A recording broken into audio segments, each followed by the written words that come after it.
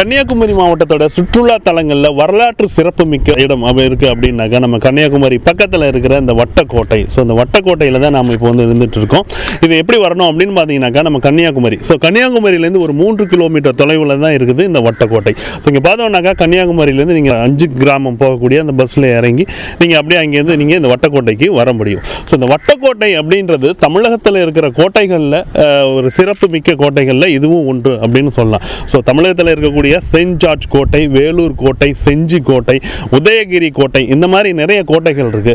So அதே மாதிரியான ஒரு பெருமை மிக்க ஒரு கோட்டை தான் இந்த வட்டக்கோட்டை. ஸோ இந்த வட்டக்கோட்டையோட வரலாறு என்ன, இங்கே எந்த மாதிரியான காலகட்டங்களில் இது கட்டப்பட்டது அப்படிங்கிறதெல்லாம் போய் உள்ளார போய் பார்க்கலாம் வாங்க.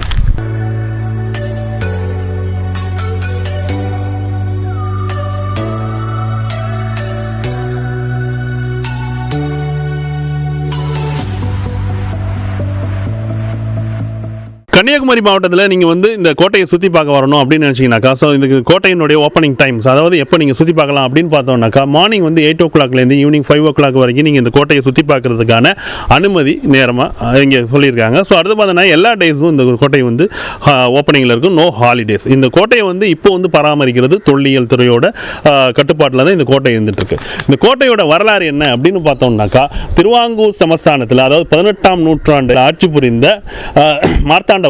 ஸோ அந்த மார்த்தாண்டவர்மன் பார்த்தோம்னாக்கா அவர்களுக்கு, அந்த மார்த்தாண்டவர்மனுக்கும் திருவாங்கூர் சமஸ்தானத்திற்கும் டச்சுக்காரருக்கும் ஒரு வார் நடந்தது. ஸோ அந்த வாரில் வந்து பார்த்தோம்னாக்கா டச்சுக்காரர்கள் தோற்கடிக்கப்பட்டார்கள். அதில் வந்து பார்த்தோம்னாக்கா டச்சுக்காரருடைய படை தளபதியாக இருந்த டி லினோய் அப்படிங்கிறவர் கைது செய்யப்பட்டு திருவாங்கூர் சமஸ்தானத்துக்கு அழைத்து செல்லப்பட்டார்.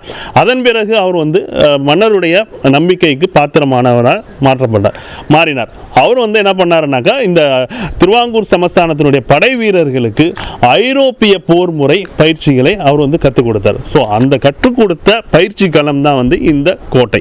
அதுக்கப்புறம் பார்த்தோம்னாக்கா இந்த கோட்டையை வந்து மறு நிர்மாணம் செய்து இந்த வந்து வேறொரு அந்த பீரங்கி தாங்கக்கூடிய அந்த இடங்கள், அந்த மாதிரி அப்புறம் வந்து இந்த வெடிமருந்து தயாரிக்கக்கூடிய இடம், இதெல்லாம் வந்து இந்த டீலி நோய் காலத்தில் தான் இந்த கோட்டையில் வந்து அமைக்கப்பட்டது. ஸோ இந்த கோட்டை அப்படின்னு பார்த்தோம்னாக்கா 25 அடி உயரம் கொண்ட ஒரு சுற்றுச்சுவரோடு கூடிய ஒரு கோட்டையாக அமைந்திருக்கு. இப்போ ஆரம்ப காலத்தில் பார்த்தோம்னாக்கா இந்த கோட்டையை சுற்றி நம்ம வேலூர் கோட்டை இந்த மாதிரிலாம் இருக்கிற மாதிரி இந்த கோட்டையிலையும் அகழி இருந்தது. இப்போ வந்து பார்த்தோம்னாக்கா அந்த அகழி வந்து தூர்க்கப்பட்டு சமநிலையாக இருக்கிற ஒரு கோட்டையாக தான் இதில் இருக்குது. இப்போ பார்த்தோம்னாக்கா இந்த கோட்டை அப்படின்னாக்கா ஒரு 10-13 ஏக்கர் நிலப்பரப்பில் அமைந்திருக்கிற ஒரு கோட்டை. இப்போ வேணால் இது வந்து கோட்டை வந்து அமைதியாக இருக்கிற மாதிரி இருக்கலாம். ஆனால் இதே வந்து 18ஆம் நூற்றாண்டில் பார்த்தோம்னாக்கா இந்த கோட்டை அப்படிங்கிறது ஒரு பெரிய பரபரப்பான ஒரு கோட்டையாக தான் அமைந்திருக்கிறது. ஏன்னா இது வந்து ஐரோப்பியர்களை ஐரோப்பிய போர் முறை திருவாங்கூர் சிப்பாய்களுக்கு பயிற்சி கொடுக்கப்பட்ட ஒரு இடமா இருந்திருக்கு. அதன் பிறகு பார்த்தோம்னா 1809 ஆங்கிலேயர்கள் மீண்டும் திருவாங்கூர் சமஸ்தானத்தோடு ஒரு போர் தொடுக்கப்பட்டது. அதில் வந்து திருவாங்கூர் சமஸ்தானம் ஆங்கிலேயர்களால் தோற்கடிக்கப்பட்டது. அப்போ இந்த கோட்டையினுடைய கொஞ்சம் ஒரு சில பகுதிகள் சிதைக்கப்பட்டது. அதன் பிறகு இப்போ வந்து அந்த கோட்டையினுடைய மதில் சுவர்கள் புதிதாக ஒரு சில இடங்களில் கட்டப்பட்டிருக்கு. நீங்கள் இந்த கோட்டையை சுற்றி பார்க்க வர்றதுக்கு உள்ளார நுழைஞ்ச உடனே பார்த்தீங்கன்னாக்கா இந்த மையப்பகுதியில் ஒரு நீர் தேங்கிய ஒரு குளம் ஒன்று இருக்குது. இந்த குளம் வந்து பார்த்தீங்கன்னாக்கா எந்த காலத்துலேயும் வற்றாத ஒரு நீர்நிலையாக இருந்திருக்கிற ஒரு குளமாக அமைந்திருக்கு. ஏன்னாக்கா இது பக்கத்திலே பார்த்தோம்னாக்கா கடற்கரை. இந்த கோட்டை அமைந்திருக்கிறதே கடற்கரையை ஒட்டி இருக்கிற ஒரு கோட்டை இது. ஸோ அதில் வந்து இந்த படை வீரர்களுக்கான நீர் அப்படின்றது இந்த குளத்து மூலியமாக தான் அவங்க வந்து யூஸ் பண்ணியிருக்காங்க. இந்த இடம் பார்த்தீங்கன்னாக்கா ஒரு மையப்பகுதி, அதாவது ஒன்று கூடக்கூடிய முக்கிய அலுவலகங்கள் நடக்கக்கூடிய ஒரு இடமா அமைஞ்சிருக்கு. அதேமாதிரி பார்த்தோம்னாக்கா அந்த மாதிரி ஒவ்வொரு அலுவலகங்களும் இருக்கக்கூடிய பகுதிகள்லாம் அந்த மதில் சுவரை ஒட்டி இருந்திருக்கு.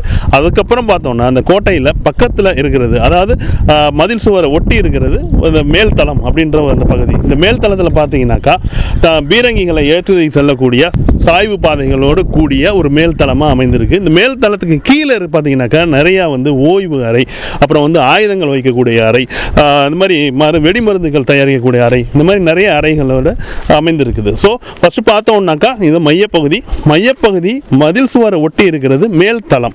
அதுக்கப்புறம் பார்த்தோம்னாக்கா இந்த மதில் சுவர், அதுலேருந்து பார்த்தோம்னாக்கா அந்த பீரங்கிகள் இதெல்லாம் வந்து பாதுகாப்பு அரணாக்க பயன்படுத்தக்கூடிய அந்த பீரங்கி எல்லாம் வைக்கக்கூடிய அந்த மதில் சுவரோடு இருக்கிற பகுதி. இப்போ நம்ம பார்த்துட்டு இருக்கிறது தான் வந்து அந்த கீழ்த்தளத்துலேருந்து அடுத்து மேல் தளம், அதாவது நிலவரைகளுடன் கூடிய அந்த மேல் தளத்தில் நாம் நிற்கிறோம்.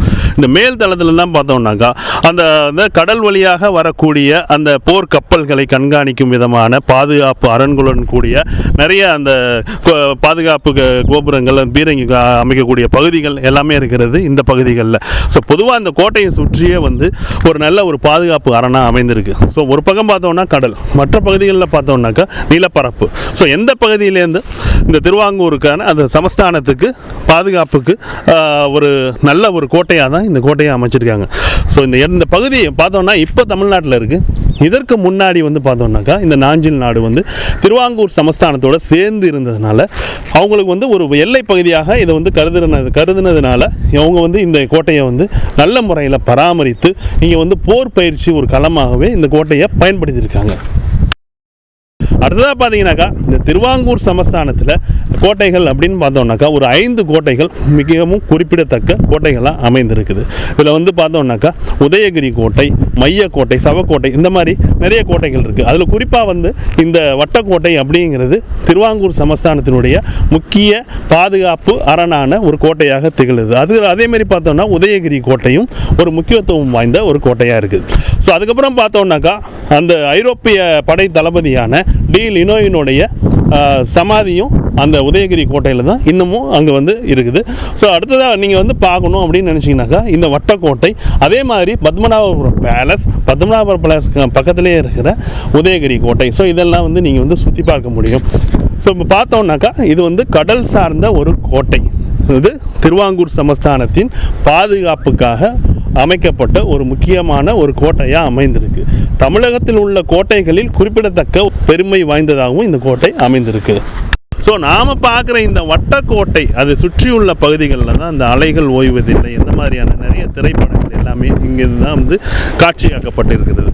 அதோடு மட்டும் இல்லாமல் பல 100 ஆண்டுகளாக சரித்திர புகழ் வாய்ந்த வட்டக்கோட்டையும் அதன் சுற்றியுள்ள பகுதிகளும் மிகவும் பெருமை வாய்ந்த பிரசித்தி பெற்ற ஒரு இடமாக இருக்குது. இங்கே கடலை பார்த்தீங்கன்னா ரொம்ப அமைதியான ஒரு கடலாக நமக்கு காட்சி அளிக்குது. ஸோ நீங்கள் இந்த கோட்டைக்கு வரும்பொழுது நீங்கள் அங்கே கோட்டையில் இருக்கிற மதில் சுவர், அதாவது மேல் தளத்துலேருந்து இந்த கடலை பார்க்கும்போது ரொம்பவே நல்லா ஒரு ரசிக்கும்படியான ஒரு எக்ஸைட்டிங்கான ஒரு ஃபீல் கொடுக்கக்கூடிய ஒரு இடமா, மன அமைதியான ஒரு இடமா இருக்குது.